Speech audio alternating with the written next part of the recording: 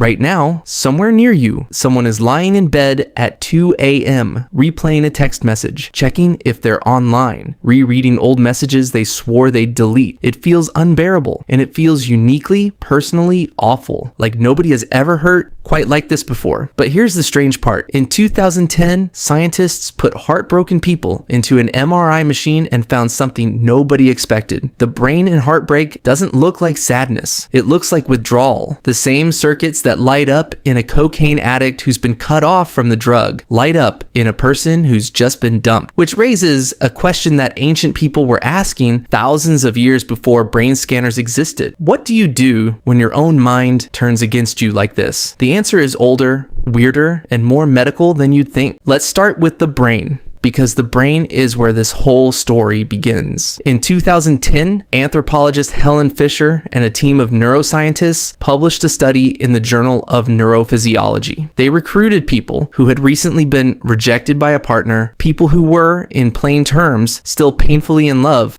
with someone who didn't want them back. They put each person in an fMRI scanner and showed them a photo of their ex. The scans lit up in the ventral tegmental area and the nucleus accumbens. These are reward regions. They are the same regions that activate in substance addiction, the same circuitry that drives craving for cocaine. Fisher's conclusion was blunt. Romantic rejection isn't just an emotion. It functions like a drug withdrawal. Your brain doesn't know the difference between losing a person and losing a substance it's dependent on. It just registers the loss and starts screaming for the thing it can't have. This wasn't a metaphor scientists invented for a headline. It was measured, physical, visible on a scan, which means for as long as humans have had brains wired for pair bonding, they've had brains capable of this exact kind of suffering. And that history goes back a lot further than modern medicine, because this isn't a new experience. Ancient people knew it intimately, and some of the earliest writing we have describes it as a physical illness. In New Kingdom Egypt, roughly 3,000 years ago, scribes copied down love poetry onto papyrus, some of which survives today in collections like the Chester Beatty and Harris Papyri. These poems don't describe love the way we might expect. They describe it as sickness. A lover separated from their beloved writes that 7 days have passed without seeing her, and in that time, illness has taken hold of the body. The heart is heavy, the limbs fail, the mind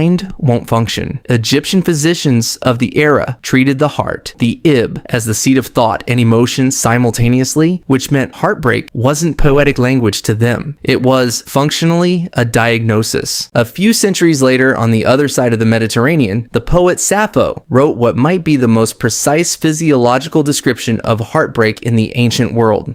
In her surviving fragment, now simply called Fragment 31, she describes watching someone she loves sit close to another person. Her tongue breaks, fire runs under her skin, her ears ring, sweat pours down her, and she says she comes paler than grass, that she feels close to death. Modern physiologists reading this text have pointed out that Sappho isn't describing a feeling. She's describing an adrenaline response, almost symptom for symptom, the same cascade Fisher's fMRI subjects were experiencing under a brain scanner 2,500 years later. So if heartbreak was recognized as a real physical condition in the ancient world, the next question is obvious. Did anyone try to treat it? The Romans did, and they wrote the instructions down. The poet Ovid, who around 2 CE had already written the Ars Amatoria, a guide to seduction, followed it up with something almost nobody expects from him. A book called the Remedia Amoris, The Cure for Love. It reads like a genuine self-help manual for people in exactly the state Fisher would later put in an MRI machine. Ovid's advice is oddly practical. Keep busy. Avoid the places you used to go together. Don't reread old letters. Don't dwell on the good memories, because dwelling reactivates the craving. He specifically warns against looking at anything that belonged to the relationship, because the object itself pulls the mind backward. 2,000 years before neuroscientists could explain why remembering an ex reactivates reward circuitry.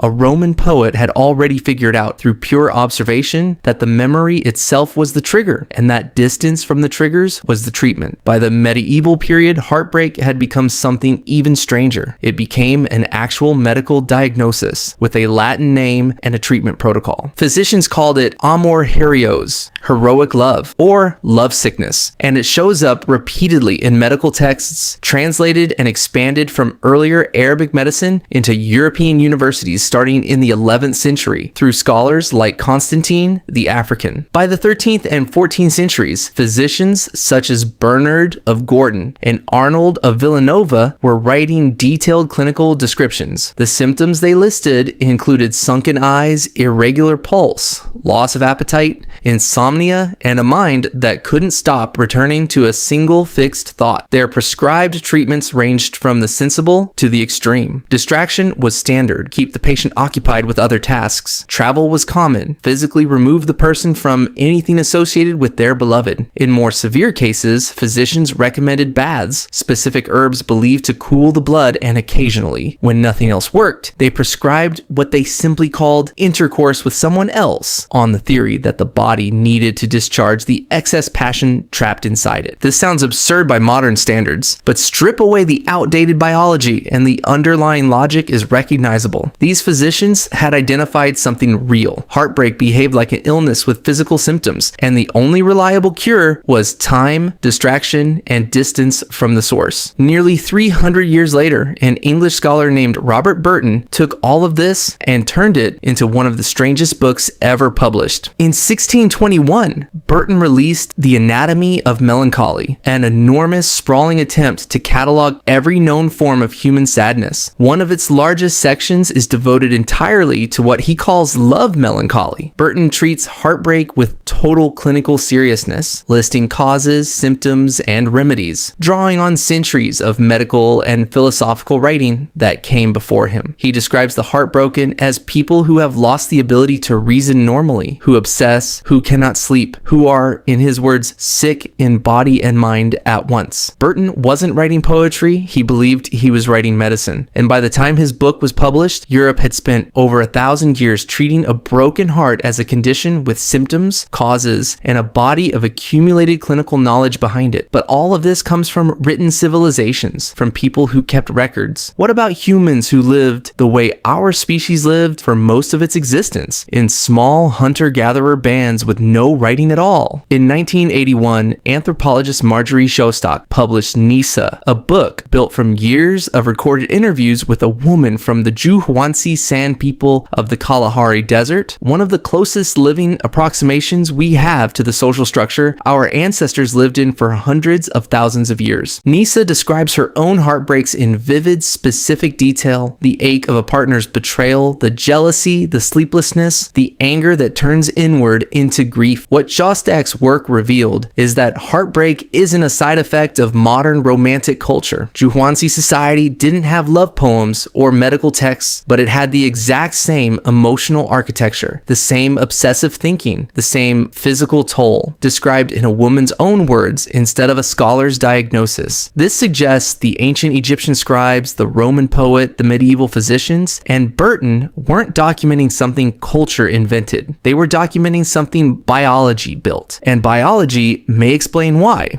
Pair bonding itself appears to run on the same chemical systems, oxytocin and vasopressin, that researchers have studied for decades in prairie voles, one of the few mammals that forms lasting monogamous bonds. When a bonded prairie vole is separated from its partner, its brain chemistry shifts into a measurable distress state, similar in structure to what happens when the bond simply ends. The same systems that make bonding feel good are the systems that make losing the bond feel like something is being physically removed from you. This is the piece Fisher's brain scans were picking up in 2010, the same piece Sappho was describing without any of the vocabulary for it in the 6th century BCE. Attachment isn't just emotional, it's wired in, and that means losing it was never going to be simple. So think about what that means. Every mechanism your brain runs through right now, the sleeplessness, the obsessive replaying, the craving to check a phone that used to buzz and doesn't anymore, is the same mechanism an Egyptian scribe was describing on papyrus 3,000 years ago, the same one Sappho put into 11 lines of Greek verse, the same one Roman poets tried to talk their friends out of, the same one medieval doctors thought required herbs and distance and time. None of them had an MRI machine. None of them had a word for dopamine or oxytocin, but they had felt it closely enough to write it down in exact specific physical terms because the ache was never abstract to them either. Heartbreak has never been a modern invention. It's a very old wound running on a very old wiring, and every generation before you has had to sit with it in the dark and wait, the same way you might be waiting right now for the ache to finally, quietly let go.